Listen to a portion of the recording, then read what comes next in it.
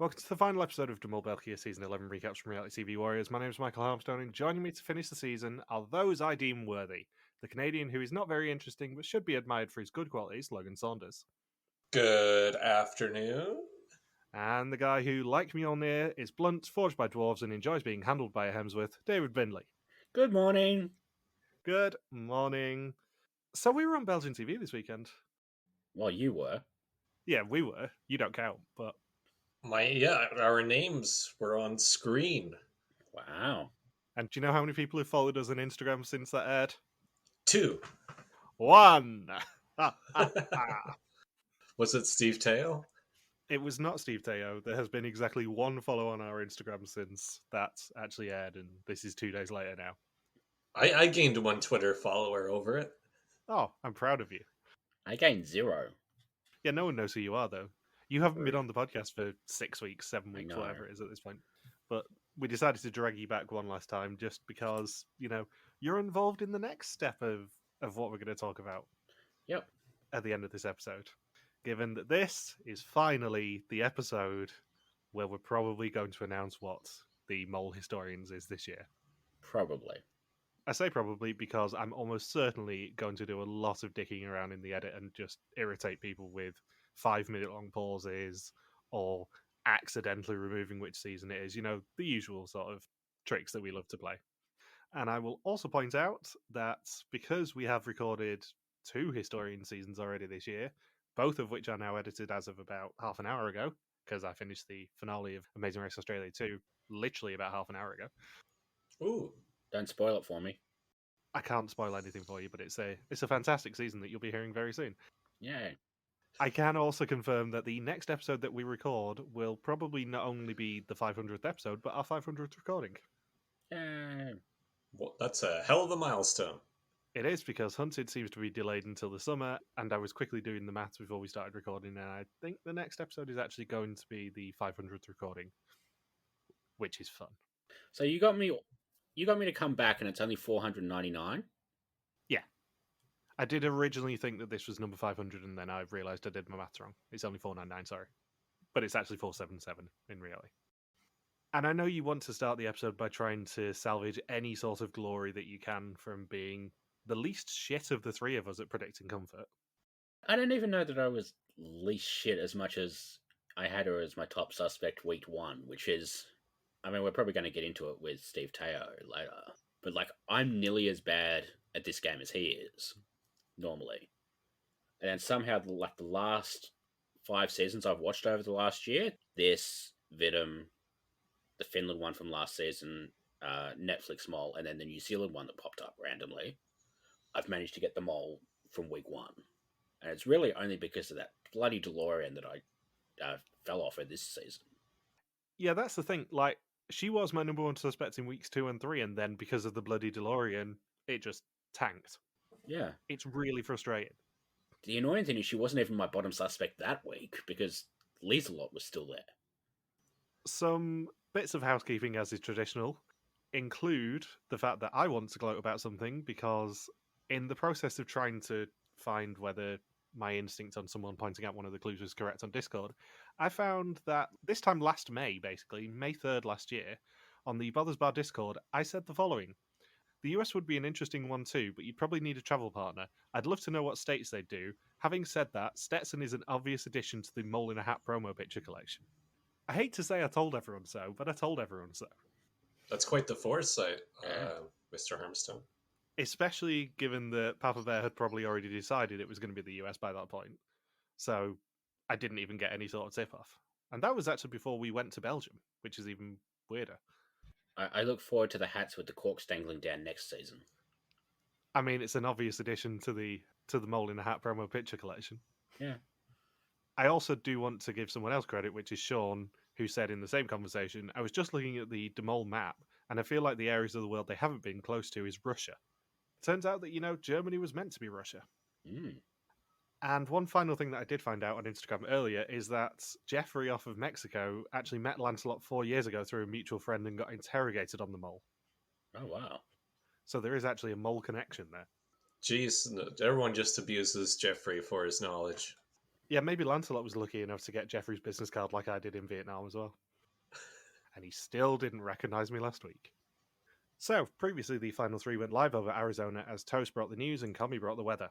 In a tempting choice between money for the pot and information about the mole went easy on them to let the pot rise one final time before the press room got the shock of its life when Lancelot was unmasked as the winner. At the reveal, it was a comforting sight, as Comfort was revealed as the saboteur all season long. And we begin in Bruges a week ago, and all the losers looking uncomfortable in the basement of a brewery. Uncomfortable? Uncomfortable indeed. Unintentional pun from me there. The light goes red and the phone rings once more, leading them back to the Twin Peaks hallway. It's a nice little echo to the start of the season with doing this. It is, but one thing I was thinking about is they don't do everyone finding out who the mole is at the same time anymore. Belgium's kind of gone away from that, and I don't really understand why, because I quite like those scenes.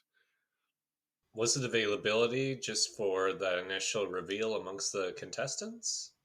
I don't know, because it seemed very intentional that they would have the two pairs and then the trio find out separately. Yeah, when they're distinct groups, like having Ruben and Steve Teo find out together. Yeah. Yeah. I was thinking maybe like somebody got COVID and then they had to reschedule, so then they decided to split everyone else up as well. I don't know, because it was filmed literally the day before the finale. It was filmed last Saturday. No idea then. The irony is, of course, that they were closer to Lowell Taylor than I was. Yeah, I just saw that after we finished recording. What happened to that? I think he was just a bit too busy, to be honest. We'll try again next year. He'll inevitably going back to Ostend next year, won't he? So we'll try and plan it again. But yeah, Bruges is just down the road from Ostend. If I'd got the ferry, I could have actually gone to Bruges and driven over to Ostend on the Saturday. So they must choose who the mole is on the phone. Lancelot is number 1, Toast is number 2, and Commie is number 3. And they can also press the hash key if they don't know. Just which is what Connie did. Just I'm not even gonna try. And then eventually she's bang on the money about who the winner and the mole is going to be. And they are grouped to watch the finale. Obviously, it's world famous actor Matteo Simoni and Ruben together, and Thomas and Connie together, leaving Lila, Lieselot, and Samia as the final group. As Commie is revealed as mole on the screen, she appears in the room that they're watching it in, and they are at the Halfman Brewery. Lancelot's still wearing a hat, but it isn't a Stetson this time, as it doesn't fit him, because no Stetson fits him, but it is instead an Akubra. Lieselot has prepared canapes. I like how Thomas and Connie are always paired together as if they're Phyllis and Stanley from The Office. I like how Matteo Simoni was less recognizable as Matteo Simoni here than he was in episode 1, because he had his hair grown out. I just love how they promoted the living shit out of who the 10th candidate was going to be. Then the twist completely fell on its face. And then on top of that, they pretty much sideline him in this reunion. You get Commie's reaction to finding out he's going to be coming. You get a little segment with him being useless, and then that is it. I like how when Comfort initially meets with Jill and he says, yeah, there's someone really famous from this show called Call Boys who's going to be on it. And then she figures out, oh, it's Simoni? Yeah, it's Matteo Simoni. And she's just blown away. And that's the big twist that Jill thinks to reveal first to the mole of the season. Then he's gone. As he says himself, in the space of 90 minutes, he went from getting texts going, oh my god, you're on the mole, to, commiserations. Good cameo. It's such a wonderful damp squiv of a twist, and I think it's utterly delightful. And Gilles had a way of telling her whether they were in time or not on the first challenge. If his arms were crossed as normal, they were in time. She couldn't really do anything about either of the first two opportunities to earn money because people got in the way, namely Connie and Lancelot. And her plan was to just mess about on the slack line, but then they put her in the last position, and she was able to keep all of the money out of the pot by just blaming her height. Not that it was actually a problem. The thing is that would be normal strategy to not have her go last anyway. So it's really the group being punished for just what could potentially go wrong, even if she wasn't the mole. Yeah, the two positions in that split challenge you don't want the mole to be in are last on the slack line and being the ones actually controlling how far out the piggy bank is on that last bit of the slack line. Namely, Connie and Thomas, and then Commie herself. They're essentially being punished for not trying hard enough, just like with the Back to the Future elimination. I also like how they did insert the Wilhelm scream as she fell. It's very faint in the edit, but you can very clearly hear it. If it was pandering to us anymore, there would have been an eagle screech. And I know Gilles claimed last week that they weren't pandering to us, but you need to let us have this victory, Gilles. It was pandering to us, whether you believe it or not. I did like that they added that bit where Comfort was honest that she didn't end up having the power to sabotage the opening challenge because everyone else sucked. Yeah, it's refreshing to actually have a mole go, you know what? I couldn't have done anything there, really. I did not do a single thing. I was completely ineffective. Imagine how bad that would have been if that had turned up in the Vidum reunion this year. Oh, that would have been awful. Yeah. So after the slackline, she was a bit more subtle with her sabotages, causing confusion on the walkie-talkie in the train and sending people back to steal as many potatoes before Lieselot and Samia could stop them. God, the train challenge bit cracked me up so much because they were basically like, yes, there was sabotage here, but everyone was doing everything wrong. Moving on. And then it wasn't even her fault with the horseshoe challenge because it was all Lancelot screwing up Jolly Jumper. I mean, jolly jumping doesn't even sound like an animal. I did forget to say it to Gilles last week, but the noise that lamp makes when it hits the fence cracks me up every time I've seen that clip. Because it's just so brutal, that challenge.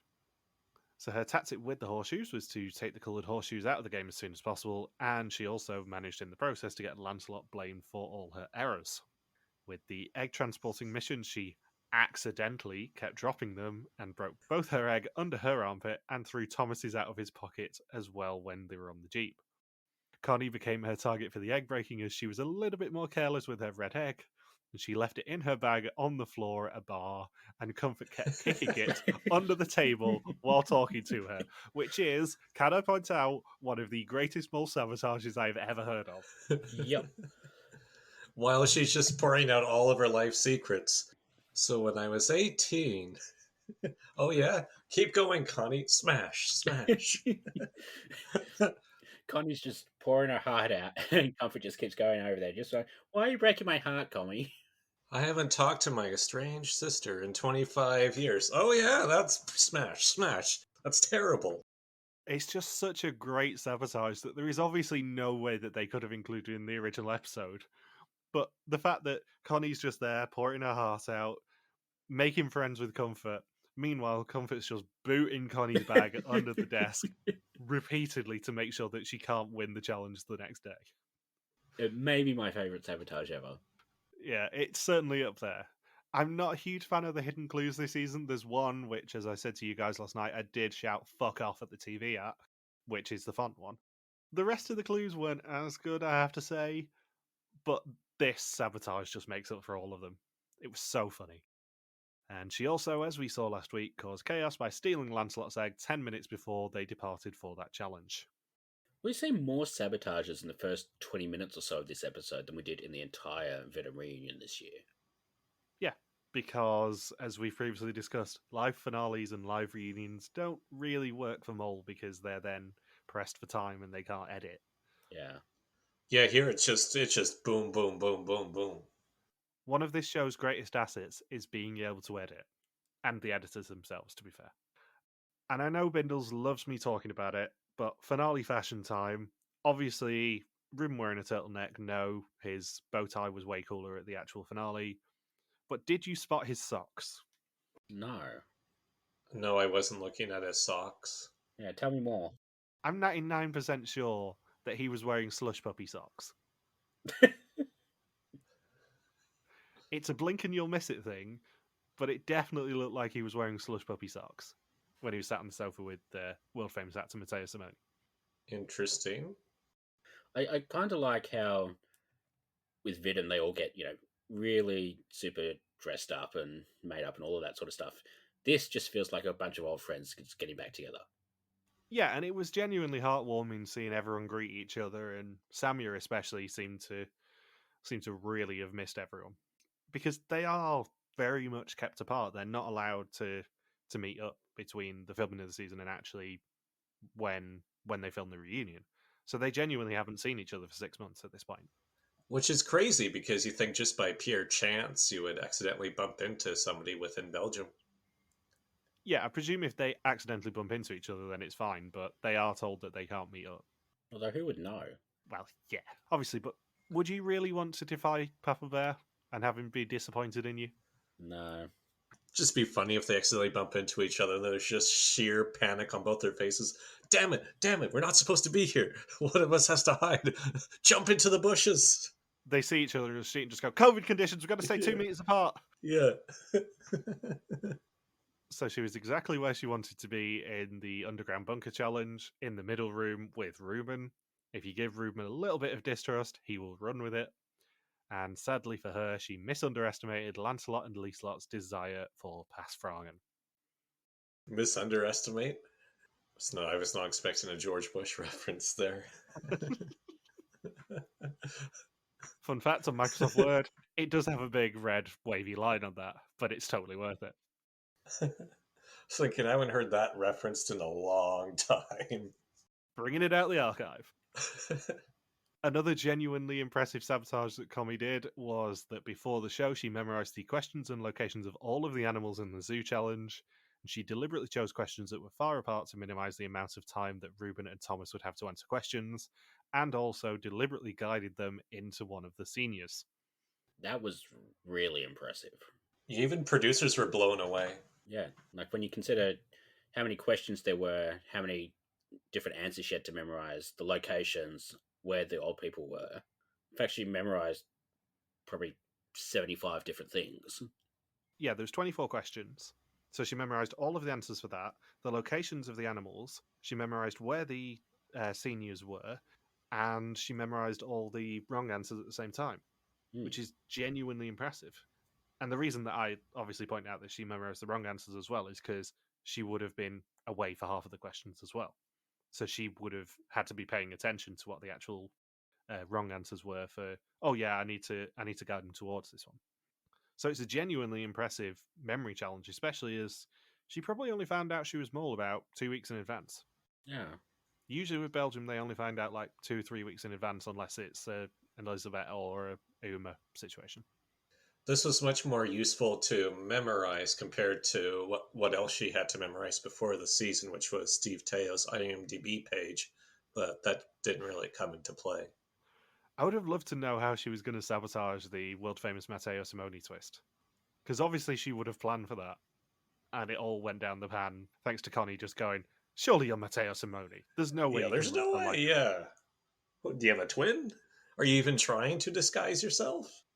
There was a wonderful callback to that with Matteo and Connie interacting as well. I can't remember whether it was your interview or that print one that came out last week, but Gilles said there's a couple of challenges where they basically only get about halfway through what they'd planned, and then they just never show the rest because the players never get up to them. I feel like the Matteo Simone challenge was one of them. Yeah, that must have been the print one, because I don't think I really talked to him about world-famous actor Matteo Simone. Yeah. She said she really wanted to do the stunt flying, but could be responsible for €1,500 potentially going into the pot. And in another wonderful sabotage, she bombarded Lancelot with information during the college challenge, which was very distracting for him, especially in a second language. Red lions, red devils, red dragons, red dinosaurs, red dogs.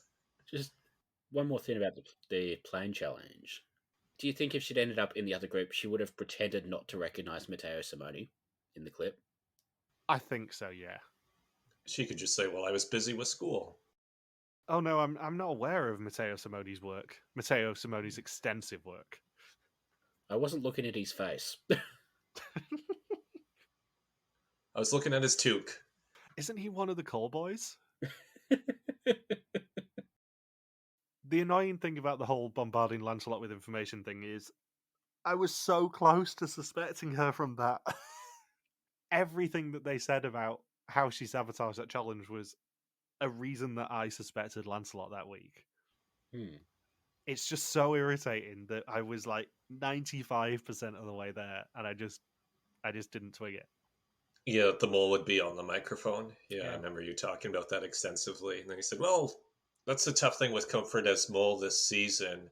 is that Reuben and Lancelot screwed up so many challenges that Comfort, although sabotaging a lot of these challenges, was able to just tack on to what Lancelot and Reuben were doing. So her job was easier than most moles in the past. Yeah. I mean, there was a challenge where she didn't even get to initiate her own sabotage, and that was on the first day of the season. Yeah, she's a fantastic mole, and I know we're going to talk about this probably in the next 5 or 10 minutes, but she's an absolutely fantastic mole. But it's mainly because she worked out very quickly who to piggyback off of and who would be the suspicious guys that would cover for her, basically. Well, it's funny how you're saying all this stuff is why you were suspecting Lancelot. Because, like, all of the stuff she was doing was why I was suspecting Toast. Because, like, things like, saying the right colour under the bus, knowing that Toast wouldn't trust her. I think it's one of those things where we spotted all the sabotages, but we didn't attribute to them to the right person. Yeah. That's right. The speed one was brilliant. I've said it so many times on these podcasts, but I don't mind being wrong about this show as long as it makes sense in the end. And it's obviously super aggravating for me being as competitive as I am that I was wrong. But also I go, yeah, actually, hats off, Comfort. You did manage to trick us. And you managed to trick so many people in the process. Yeah. She also hid the relevant books for the questions, even though Thomas came back with another book that she didn't spot, which was a great subversion of what the mole was trying to do. And she knew that she was Toast's main suspect, so she misled him to make sure the speed challenge didn't succeed by saying the right colour, knowing that he trusted Reuben more than he trusted her.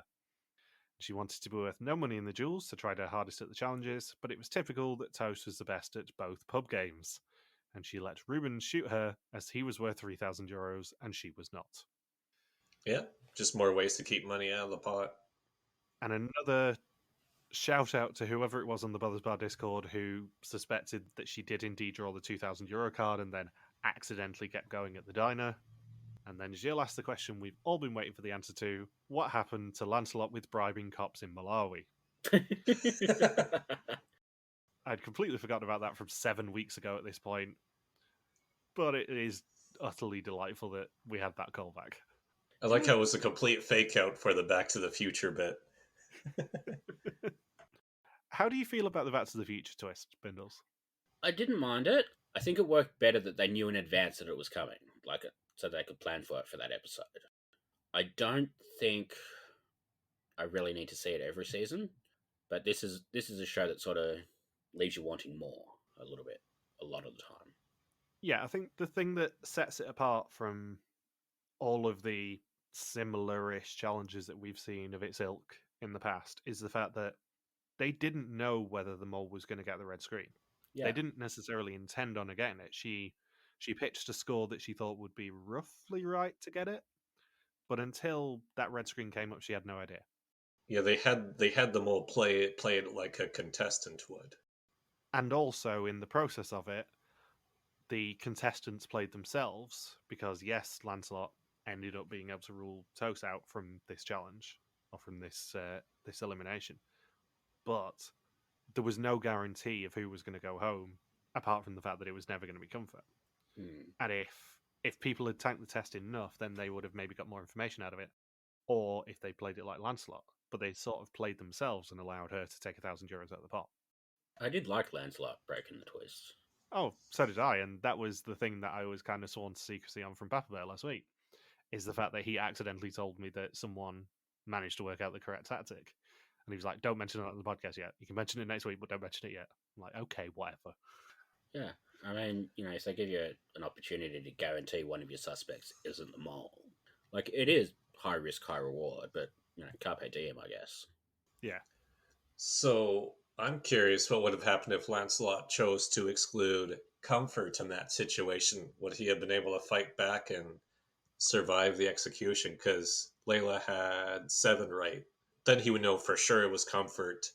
So he'd have to identify 4 pictures? Yeah, so it all depends on who he was splitting on before. Because if he chose to rule out Comfort, then he would have gone for guys only, you would presume. And on top of that, That would have then meant he would have known it was a woman straight away.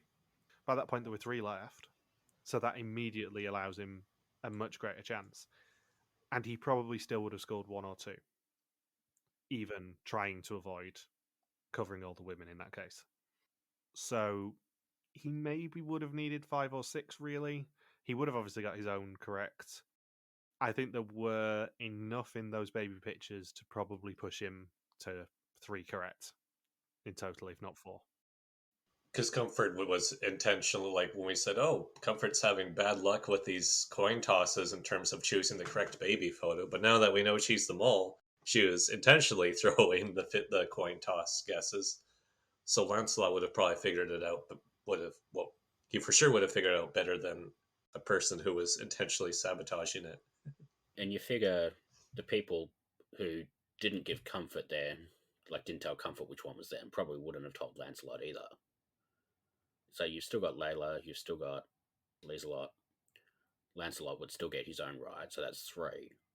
I think Comfort probably wouldn't have given him the right one. No, because it would have been worth money.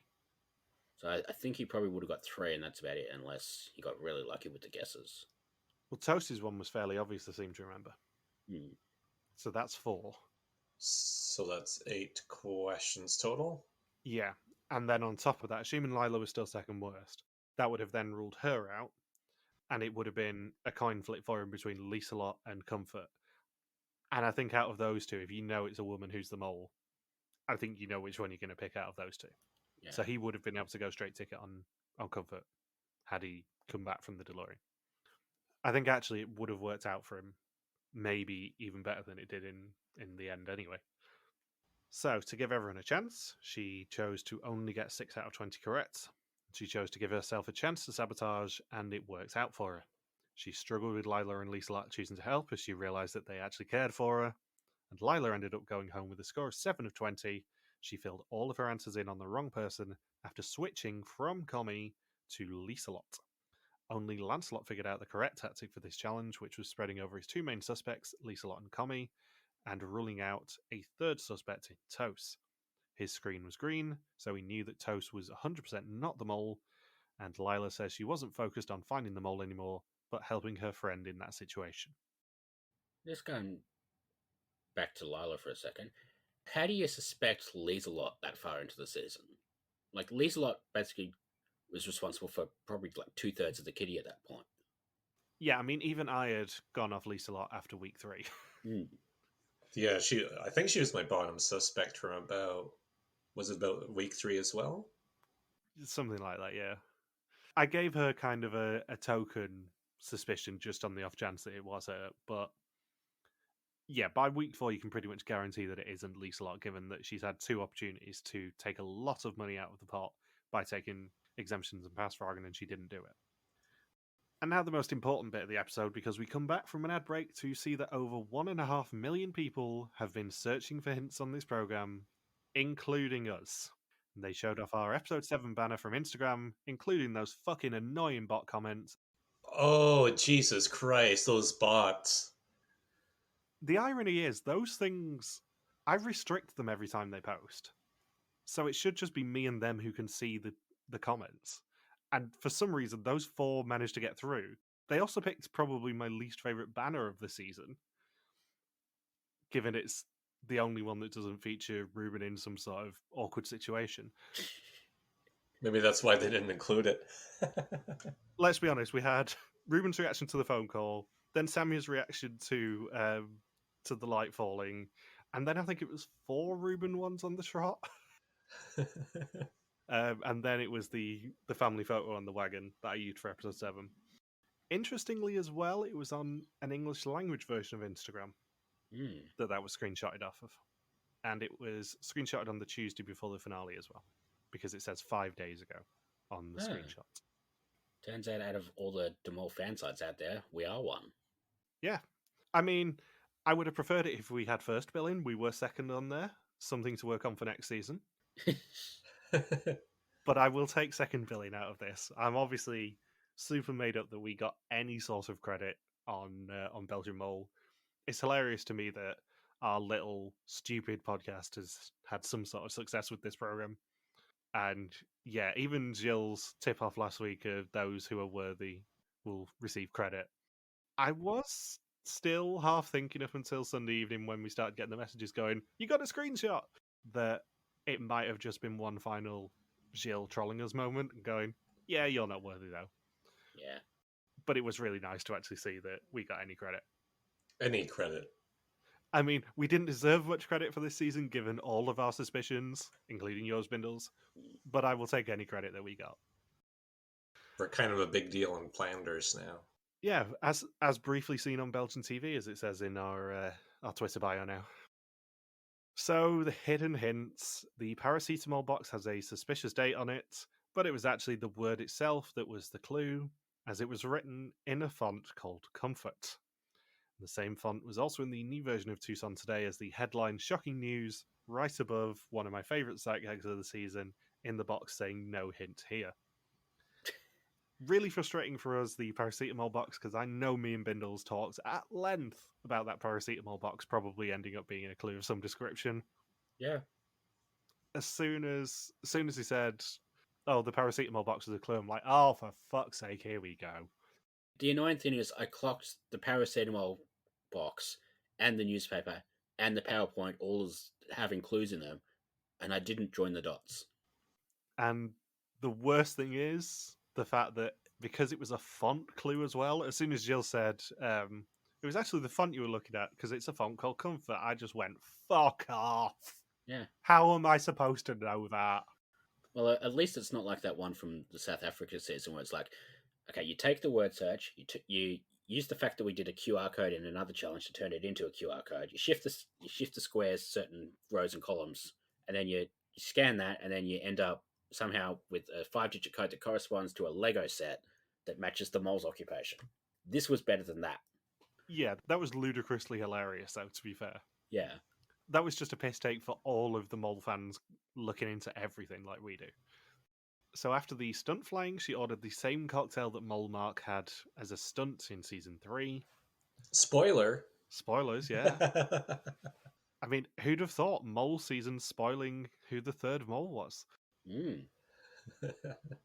The number plate of the van was only briefly visible, and it was CM11463, spelling out, of course, Comfort's Mole 11.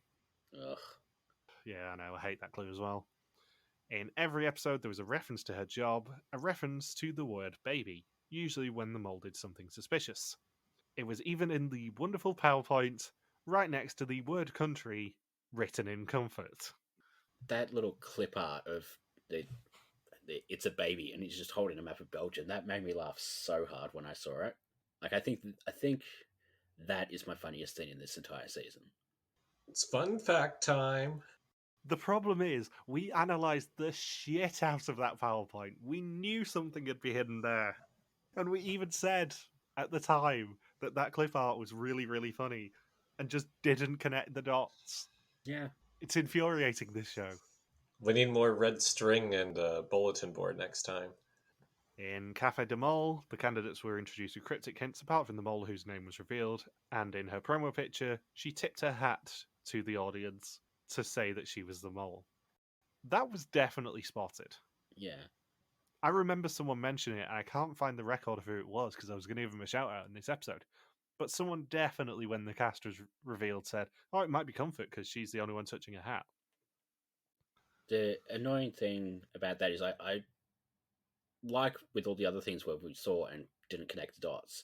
When that diner challenge came up, and there was something about, I think, covering or whatever, or like all the songs being covers, and then I was rewatching and watching, and I realized every time the mole kept going, Toast was covering one of his hands with the other, and then I went back and looked at those photos, and then that was what he was doing in the photo, so I was convinced that was the clue. But I was completely off of Comfort by that point, so I didn't even think to check her photo. No, it's so annoying, this show. I know. And Toast reveals that he got a tattoo to commemorate the trip, a cactus on his arse. I love that these people are so shocked by somebody getting a tattoo as though that isn't something that happens fairly often on this show. Yeah, I love that people are so shocked that not for the first time this season, Toast wasn't wearing any trousers. Yeah. Because Gilles has to tell him to put some trousers on for the second time this season. Put on some pants, Toast, and stop teasing me with nudity, Ruben. And yep, Ruben does then joke that he has a tattoo of world famous actor Matteo Simoni on his leg. And then he says, I'm just kidding. It's actually on my back. Matteo subscribed to Tunnel Vision, and he thought he already knew who the mole was when he went home. However, Toast was immediately suspicious of Comfort's fall on the slackline, but wanted to resist Tunnel Vision. And they score this scene to a wonderful version of In the Hall of the Mountain King, which was much appreciated, just from a music nerd point of view. Matteo went home, going all in on Lancelot as Mole. Ruben was then suspicious of Commie's reaction to the falling lamp and how slow her reaction actually was, but he'd already forgotten and went all in on Lila in episode 2. Samuel wanted to put 7 questions on Toast, 7 on Lancelot and the rest on Commie, but lost track and then went home. In episode 3, multiple people had a new suspect, Toast, after he left lots of money behind in the exemption room. Thomas put half the questions on him, and Lila and Lancelot started suspecting each other much more. Ruben went all in on Lila, as did Connie, against all mathematical reason, and then went home. In the DeLorean, several people went all in, including Toast for the first time. Ruben still went all in on Lila despite his tunnel vision, and Lila went for Lancelot as we already knew. And Ruben and Lancelot were both shocked when Lila went home. That shook up the game. Yeah, wonderful reaction. This whole suspicion segment is great. Yeah. Like, Venom this season, we barely knew how anyone interacted with each other until about Final 4. Like, even the fuckbomb was one scene in episode 2, and that was about it. But here, Gilles and the crew trust us enough to let us know who people suspect and how that's different from what they say to each other, and it's really refreshing. Yeah, this is an all-time great suspicion segment as well, I have to say. I really enjoyed this suspicion segment just generally because you see the arc of how Toast and Lancelot became the final two. But also I feel really bad for Toast as we go through this because he was 100% convinced that it was Comfort from episode 1. He went all in on her from episode 4. Yeah. And yet he loses on time in the end. Mm-hmm. It's brutal. It's definitely not the first time that's happened, though, right? It's not the first time, but it's a really brutal way to do it because if he just got one more question right on the final test, he would have been the outright winner. I wonder if they both got the same question wrong on the final test. It can only have been one of the hidden questions that were in the biodome. I was thinking, I wonder if it was the one about Back to the Future with the mole scoring 6 out of 20 on the quiz. I think if they were both on Comfort, they would have known she scored low, so they would have just picked the lowest number that was there. Yeah, because it was the lowest number that was there, I think. Maybe they both picked, I didn't think that was the lowest number. It is an interesting question, that one, because I know we talked about this last week, but I'm going to talk about it again. Because if they revealed to everyone what each other's scores were on that test, if Toast is on Comfort fully on that test, which he was, he knows he got 20 out of 20 on that test. He knows that Lancelot then got a middling score, but managed to rule him out. And he knows that Comfort got the lowest score. So that's probably the most likely of the three that any of them got right. I think the one that they got wrong is more likely to have been the signal one. Because the red egg one, I think the options were 0, 1, or 2. Well, you know that the mole sabotaged Lancelot's egg straight away. So that's a guaranteed 1. You'd probably guess that the mole sabotaged 2, I think, in that case. So if I had to put money on it, I would say that they probably got the signal question wrong of those 3. Right, because that wouldn't be something that would be well known. Yeah, probably that one. No, because as I said last week, it's the sort of question where unless you're on the mole straight away and watching them like a hawk, you don't know how they communicated with the puppet. Not easily. So, Toast became more certain every round. He spotted her tactic to get into the DeLorean, and Lancelot also became suspicious of her that it would be a good tactic as a mole, and Lancelot went home suspecting Thomas. In episode 6, Toast is confident, but worried that Lancelot was also on the right track, and he's right to be worried. Ruben also mainly suspected Comfort on the test, and remembered her lamp video finally. Thomas is the only one on the wrong track, and goes home thinking that Toast is the mole, and he isn't even publicly subtle about it. In the Wild West, all of the final 3 are on the right track, and they realise that it will come down to either 1 point or 1 second as to who goes home. Ruben, however, fears that his tunnel on Lila may have cost him and put him behind on gathering information about the mole, and he was correct, but went home suspecting the correct mole. And in the final test, it was, as Gilles said at the time, a battle of titans. Toast, who had been on Commie since day one, and Lancelot, who ruled Toast out in the DeLorean test, so knew he was on the right track. They tied on 29 out of 30 and had to do the 10 bonus questions, which were timed and won by Lancelot. They both scored 10 out of 10 on the bonus ones, and Lancelot won by seconds.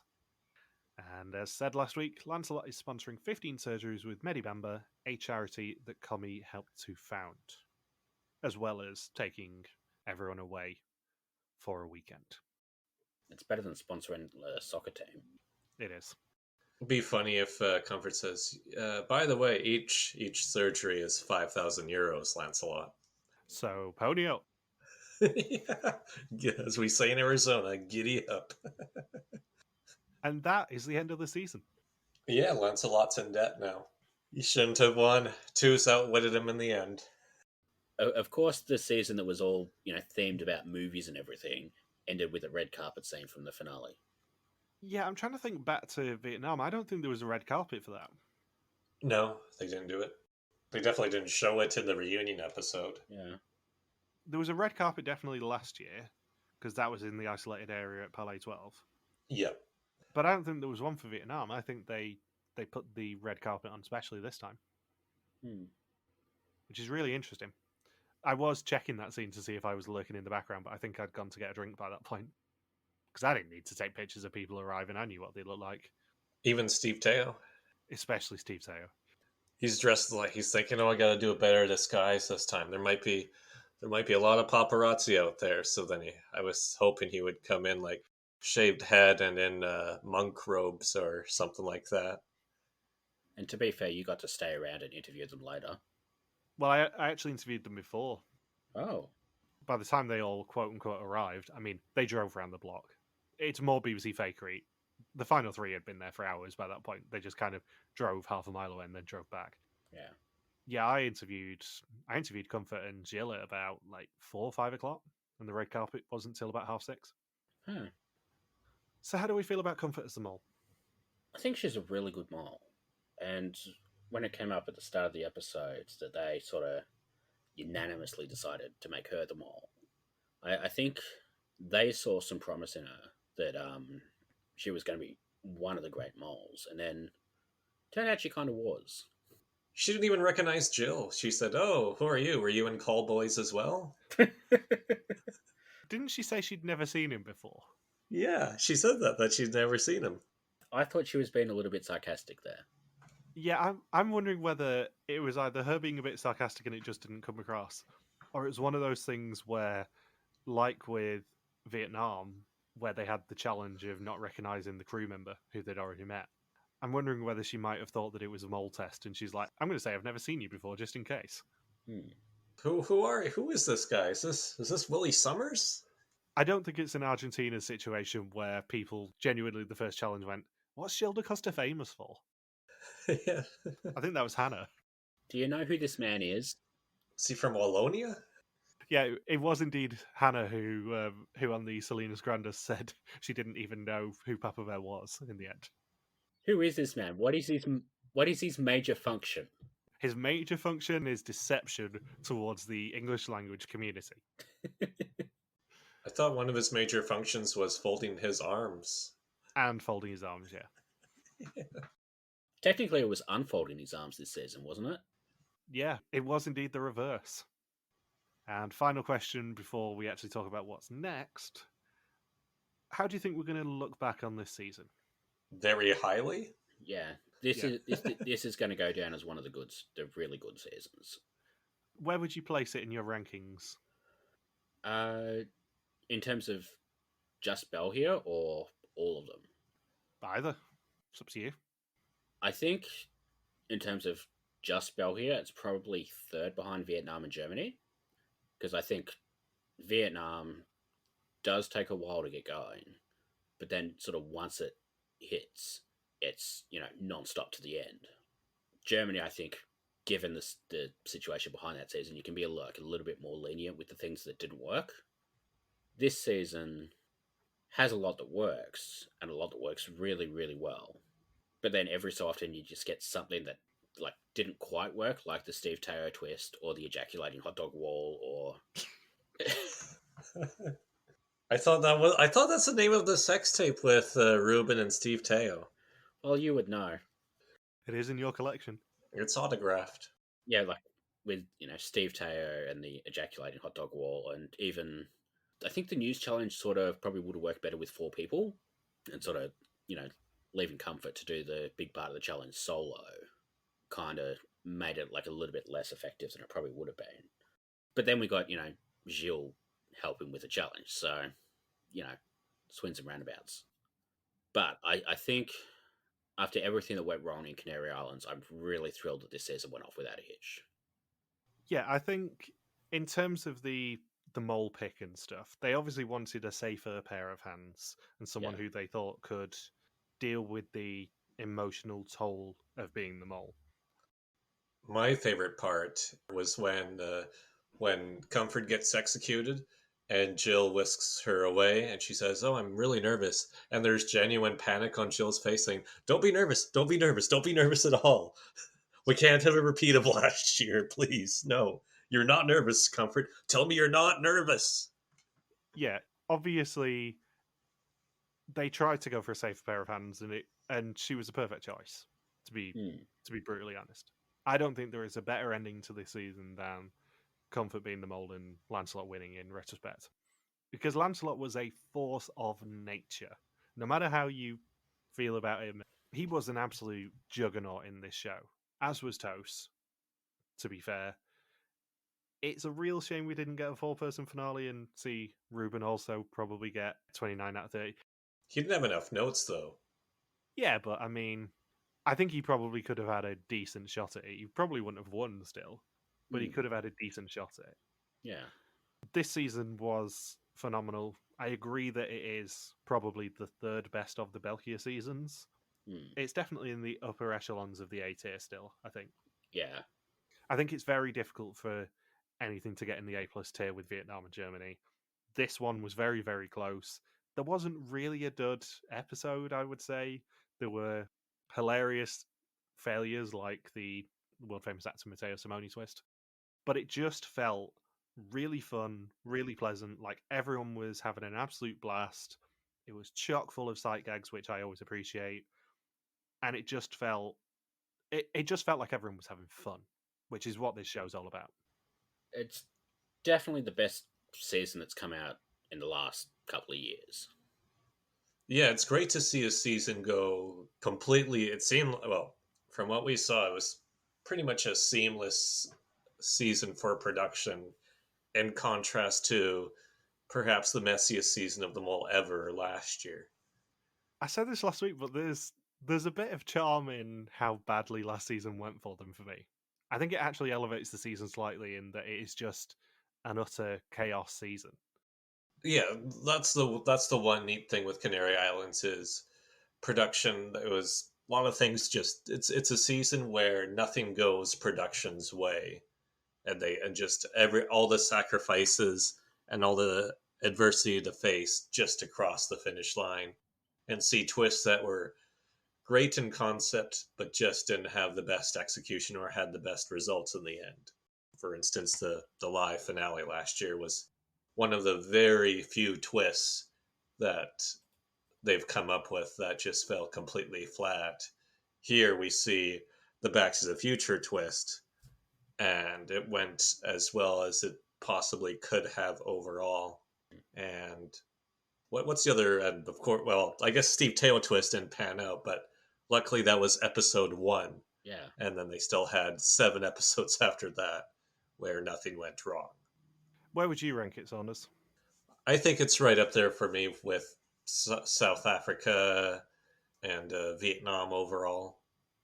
Really good stuff. I mean, as we said before, there was one episode I think we said that was average, and then everything else was above average from start to finish. Yeah, I know I said this to Gilles, but the sight gags especially just elevate this season. And I know it's partially because it was in an English-speaking country and all that sort of stuff. But the jokes and the level of silliness that we saw in some of these challenges this season were just utterly pitch perfect. Yeah. Mainly the speed challenge, mainly the PowerPoint, but just little nods to the silliness that this show loves. It felt classic België again. And how distinct each episode was, and how they really that's one thing that the Mole is always, amongst other things they always do really well at, a very long list of them, but this season especially was just how each episode they kept feeding into the same theme, and you think, oh, a whole season Arizona, that's not going to be exciting on paper. For instance, if Vidum just had a whole season Arizona, they would not have played it out the way that Belgia did this year at all. It wouldn't have come remotely close with having everything tied together, and how much they fed into the American cinematic history, for instance, and then as well mixing in the Wild West theme. It was really brilliant and distinct that way. Yeah, Vidum probably would have said, okay, we're going to Arizona, how do we clumsily work in Native Americans? And then basically built 4 episodes of the season around that. And then this season, because of the movie stuff, and because, frankly, I think they didn't want to mess it up, we didn't get any of that, which was really refreshing to see, like a different view of Arizona than we're sort of used to seeing in in films.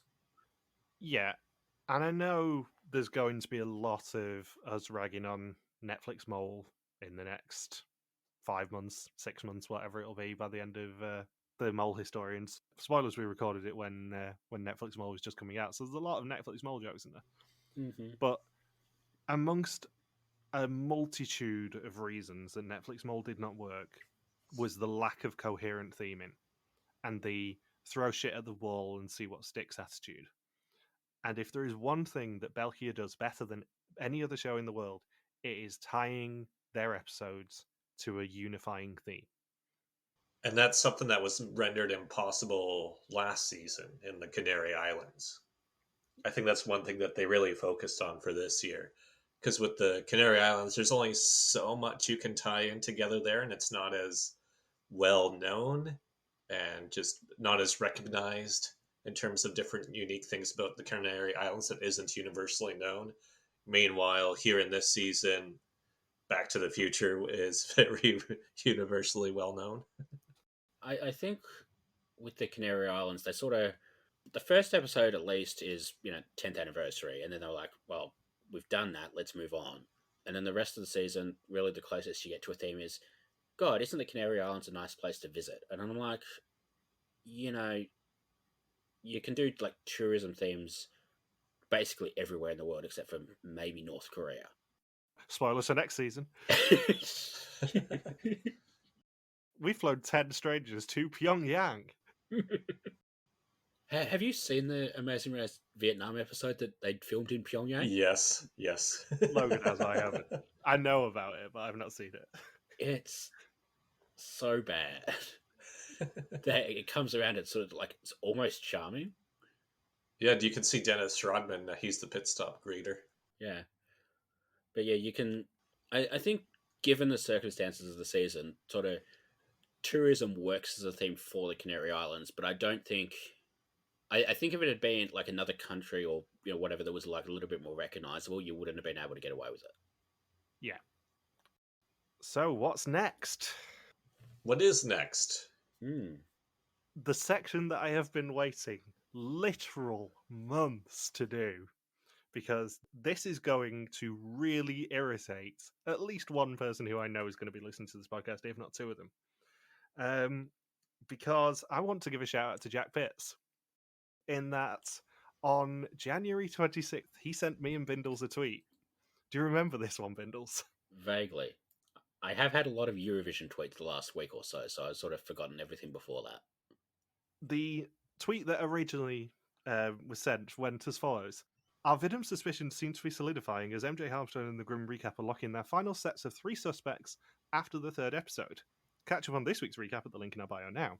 And he took a screenshot of what we'd sent with the suspicions documents and went, "What's going on here?" Crying emoji. Oh, Jack, how close you were to finding out a little secret, because it's fair to say that we had a little bit of fun at the start of the year with Logan's suspicions, and given that Logan was in different time zones and all that sort of stuff and couldn't always watch the episodes quickly, I may have made up some fake suspicions for him. And we started off with the usual still suspecting Averon, that sort of hilarious stuff. And then they kind of took a turn from week 3, which was that one that Jack was flagging, because his suspicions allegedly that week were still Sander, obviously, given he got executed that week. Rowan, obviously, given that you suspect him all the time, and Peter Jan Hagens, which is weird. Because why would I put Peter Jan Hagens in there? Yeah, why would you? Yeah, so was he your neighbor or something?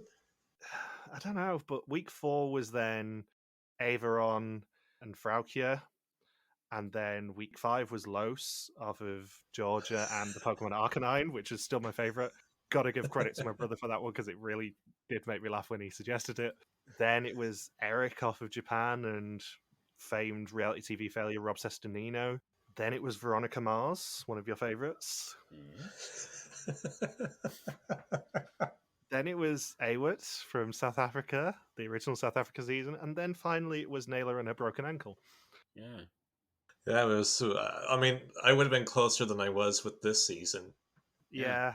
And then when we came to België, your first week, because you were still missing, was Evie Hansen, Letitia, and Ellie Lust. And then it was Victor Brand from Sri Lanka, Eric from Czechia, and of course Nabil. And there's one unifying thing about those suspicions, or at least the first ones in the last, let's say, I don't know, 6 weeks of Vidum. And, just in case anyone hasn't heard it yet, you might want to spell it out. Yeah, so we have Averon, that's an E. Then we have Los, that's L. Eric, E. Veronica, V. Awit, E. Then Naylor, N.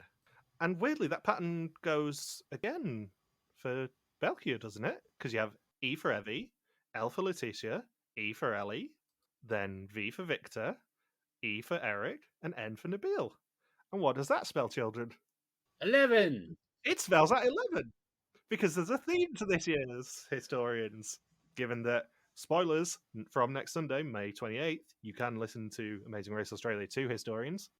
That happened 11 years ago. And for Mol Historians this year, in case you've not worked it out already, we're going back to season 11. We're going to El Salvador, Nicaragua. Oh, yeah, we recorded that like a million years ago. Yeah, I think we started recording that in like August, actually. And hilariously, there's a lot of ways you could have known, because there's not just Logan's suspicions. There's so many clues that we've done to the number 11, chief amongst them, that the fact that the 11th word of every episode this season has been the number 11. Oh, fuck off. So if you'd paid attention to the number 11, the 11th word would have helped you. The notes for Vidum also all used a particular phrase, which was "a new decade of Vidum begins." If you'd done the maths, you would have realised that actually it was our 10th season of Vidum that we were covering and not a new decade. A new decade, of course, being the first 3 words of El Salvador, Nicaragua. Partially thanks to John as well for doing both suspect lists this year under the name of Jan Kuiman, because that has given us so many opportunities to reference him in these episodes. And in fact, it is this year already the most referenced season that we have done on any Mole podcast. And on January 28th, I actually sent you a message suspecting that someone may have rumbled us on Historians this year. Yes, and I don't think John has, which is hilarious. And the final thing that I do want to draw attention to, there are loads and loads of hints to El Salvador, Nicaragua in our episodes already this year, I'm afraid. I dropped a couple of things where I was like, turning it up to 11 and mentioning like the number 11 about 11 times. Yeah, and in fact, our Instagram story for this week's episode does reference the number 11 again. It's a reference to 10 and 1. But week 8's suspicions for Vidum actually use the phrase predict the future, which is obviously one of the main twists of El Salvador, Nicaragua as well. The hilarious thing for us is that we'd actually decided ages ago to do El Salvador, Nicaragua.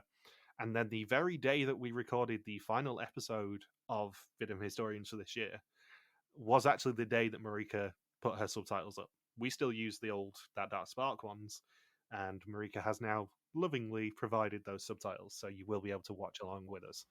In much better quality than we got. They certainly are. Lucky. I know. They get to see that Peter Yarn gif in, high quality. Not that one. The look of disdain from him when Arts and Vidum icon Jan Koeman hand him a picture. In retrospect, it's probably lucky that there were a lot of Viestamol names that start with the letter E. Otherwise, you would have had to, come up with basically just make up names at some point. And then you'd probably end up getting someone texting you being like, Edgar? Who the hell is Edgar? Oh. Should have seen that coming. You should have seen that coming because I've dropped about 14 during this episode. Yeah, I will say it was a fucking nightmare doing this joke when I realised that we were going to do it for hinting at historians when we realised that I had 6 more weeks to do them. Especially when it came to V's. Veronica Mars was an obvious one because Logan loves Veronica Mars, but when we decided we had to do a second wave of it for België, I did really have to rack my brain for anyone whose name started with V who I hadn't already used. And Fix a Brand was the one I came up with. And on New Year's Eve, weirdly the day that we recorded the finale for Amazing Race Australia 2, I did accidentally release 9 of the 10 episode titles. And if you know anything about our historians, you'd have gone, 10 episodes? That means it's an 11 episode season. Yet again, 11 episodes, but also it's one of the few with 11 episodes. The episode titles for Venom Historians are in order. The Planet of Steves, only Jans, as in Jan Kuriman. A Thumb with Eyeballs. I know exactly what that's referencing, still hilarious. 2 Can Play That Game. The Graves Were in Graves. Then there was a redacted one, which was hashtag In Sundos We Trust. The Magical Murder Tour, Fallen Friends Together, A Singaporean Treasurer, and The Schiphol Mole. I'm sorry about the last one still. I'm not, because it's a brilliant, annoying pun that I should have spotted way quicker than I did. That will come out sometime in summer. We haven't got an exact date yet, mainly because we maybe are going to do a third Historians that will skew the timing of it. But it's certainly looking like it's going to be sometime around August, September time that we start releasing those. However, before then, we do have Amazing Race Australia 2 Historians coming out from May 28th. And at some point when they deign to give us the episodes, Hunted Series 7 will also be recapped this year. As well as episode 500 falling sometime probably in the middle of Vidum Historians. The episode titles for Amazing Race Australia 2 are going to get released the day after this episode comes out on social media. So keep an eye out for that. The first one is a particular favourite because I know it's going to annoy certain people in the Amazing Race Australia fan community. So, have you guys got anything else you want to say about this episode, this season, this end to live episodes this year apart from Hunted when they bothered to give us the episodes? I liked it. Yeah. I just want to thank Gilles and the best damn crew on television. Yeah. I mean, because of you lot, the 3 of us still have faith in this entire fucking genre. Yeah. The smartest, dumbest show on television has never been more apt for a show like this. Any thoughts, Saunders? Yeah, there's no decline whatsoever. One of the few competitive reality shows that continuously delivers, especially after the Amazing Race Canada 9's filming and hearing how that went. It's quite the contrast. And I guess we will see you for season 12. And that isn't a hint to what next year's Vidum Historians is going to be, because I'm not touching that one with a barge pole. No. So, thank you for listening to our Mol België Season 11 recaps all season long. We'll be back on May 28th to begin our Historians for the year with Amazing Race Australia 2, before we return later in the year for Hunted Series 7, Viestamol El Salvador, Nicaragua, our 500th episode, and maybe some more surprises if we can rustle some up. Don't forget you can contact us on Twitter, Facebook, YouTube, or Instagram, where we are RTV Warriors, or you can email us and contact at rtvwarriors.com. Logan's on Twitter at Logan Bindles is the Grim Recapper, and I'm MJ Harmstone. You can also support us on Patreon at patreon.com/RTVWarriors and get the Historians episodes a week early. See you soon. At least Peace one of out you. And I was about to say, don't I usually go last? Because Michelle always goes before me. No, you go first, and then I say something stupid. Right. Peace out and just chill until the next a flavoring. Put on some pants, Toast.